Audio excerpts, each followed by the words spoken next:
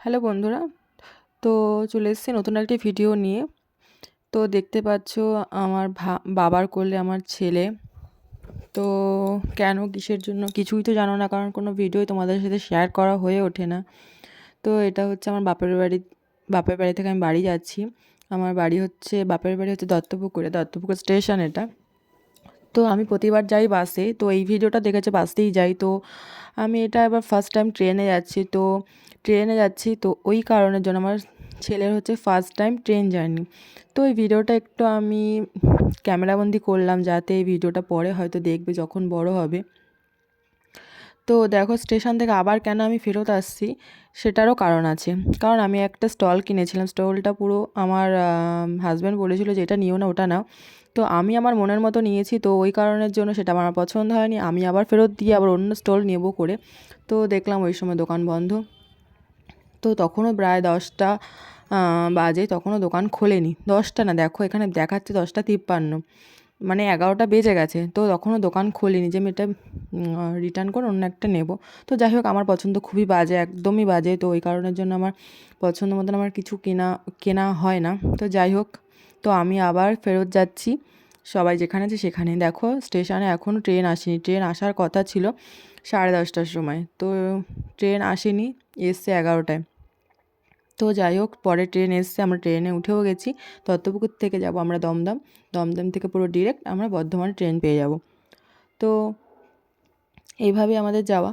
তো এই first time train journey তো ছেলের, তো ওই কারণের জন্য এটা আমি করে রাখলাম। দেখো আমার ভাই যাচ্ছিল, কারণ অনেকগুলো ব্যাগ হয়ে গেছে, যে আমরা দুজন একটা বাচ্চা নিয়ে যেতে পারবো না। তো ওই কারণের জন্য ভাই এসেছিলো নিতে। ভাই আসেনি, আমার হাজবেন্ড নিতে এসেছিলো। তো ভাইও সাথে যাচ্ছে। আর এই দেখো বাবা মন খারাপ করছে, বুঝতে পারছি। বাবার বাড়ি থেকে গেলে সবারই মনটা খারাপ করে, কিন্তু কি আর করা যাবে বলো, যেখানের মানুষ সেখানে তো ফেরত যেতেই হবে, তাই না? তো ভিডিওটা দেখছি আর খুব খারাপও লাগছে, কিন্তু কি আর করব বলো। বাবা ট্রেনটা ছাড়েনি, তাই জন্য আমার ছেলের সাথে দাঁড়িয়ে একটু কথা বলছিল। তো ট্রেনটা পুরোই ফাঁকা ছিল।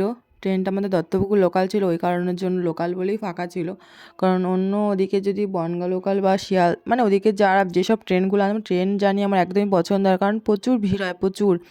যারা ওইদিকের বনগাঁ লোকাল বা গোবরডাঙ্গা লোকাল যারা যাও তারা বুঝতে পারবে যে প্রচুর ভিড় হয়, প্রচুর ভিড় হয়। তো দেখো ট্রেনটা ছেড়েও দিয়েছে।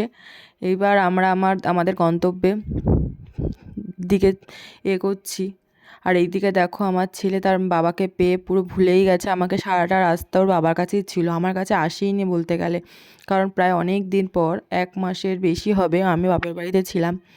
তো ততদিন ওর বাবাকে পাইনি। তো এতদিন পর বাবাকে পেয়েছে, সারাটা রাস্তা ওর বাবার কাছে ছিল। কারণ ওর বাবা আমার কাছে দিয়েছে, আমার কাছ থেকে ওর বাবার কাছে চলে গেছে, কারণ আমার কাছে আসছেই না। তো যাই হোক, আমার ছেলের first time train journey.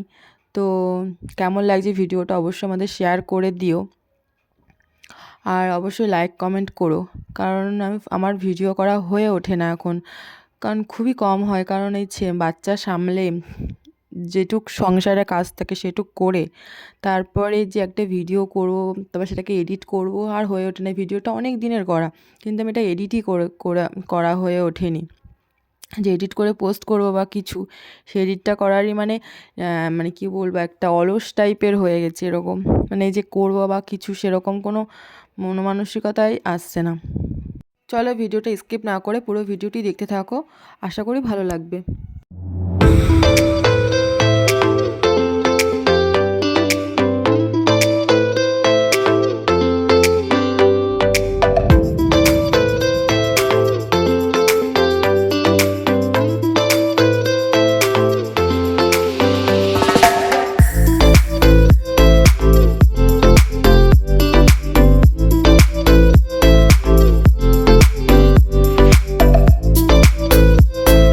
Dumdum থেকে যে ট্রেনে উঠবে সেই ট্রেনে আমরা উঠেও গেছি, আর ট্রেনটা ফাঁকাও ছিল, সমস্যা হয়নি কোনো। কিন্তু খুব তাড়াতাড়ি করে ট্রেনটা চলে এসেছিলো, কারণ অনেক আধ ঘন্টা যেখানে বসে থাকি সেখানে দত্তপুর থেকে ট্রেন লেট করেছিল বলে এখানেও ট্রেনটা আমাদের তাড়াতাড়ি চলে এসেছে ওই কারণের জন্য। দেখো মুখ চোখ দেখে বুঝতেই পারছো যে সকালবেলা উঠেছি কোন সকালে, আর চোখ মুখগুলোর অবস্থা কীরকম হয়ে গেছে সকালবেলা উঠে তারপর বেরিয়েছি। আর এই ভিডিওটা ছিল প্রায় শীতকালের ভিডিও, আর আমি এখন ছাড়ছি গরমকালে, মানে এখন চৈত্র মাস পড়ে গেছে, বৈশাখ মাস কয়েকদিন পরে পয়লা বৈশাখ আসছে, আর আমি এখন ভিডিওটা ছাড়ছি। কী আর করা যাবে, বললাম যে এখন পরিস্থিতি এখন এরকম জায়গায় নিয়ে এসেছে যে ভিডিও করব, সেটার কোনো এখন আর ইচ্ছেও করে না বা কিছু না। দেখো বর্ধমান, কথা বলতে বলতে বর্ধমানে আমরা চলেও আসলাম, আর এখান থেকে এবার বাড়ির দিকে রওনা দেবো। তো একটা বাচ্চা বারবারই একটা কথা বলছি, মানে বাচ্চা সামলে তারপর ভিডিওটা করলাম, যদি এডিট করার যদি কেউ কোর্স করে দিত তাও হতো, এডিটটাও নিজেকেই করতে হয়। তো ওই কারণের জন্য আর হয়ে ওঠে না যে এডিট করে ভিডিও আবার পোস্ট করব। ওই জন্যই দেখো আমার ভাই আমার ছেলেকে নিচ্ছে, কারণ আমরা এই ব্যাগপত্র নিয়ে একটা বাচ্চা নিয়ে যেতে পারবো না। তো ওই কারণের জন্য আমাদের সুবিধার জন্য এসেছে আমাদের বাড়িতে। তো দেখো আমরা টোটোতে উঠে গেছি, এবার টোটো নিয়ে এবার স্টেশন থেকে টোটো করে তারপর আমরা বাড়ির দিকে যাব। তো বাড়িতে গিয়ে আর ভিডিও করা হয়নি। বাড়িতে এসে আমরা ফ্রেশ হয়ে তারপর আমরা রেস্ট নিলাম, ছেলেকে রেডি করলাম।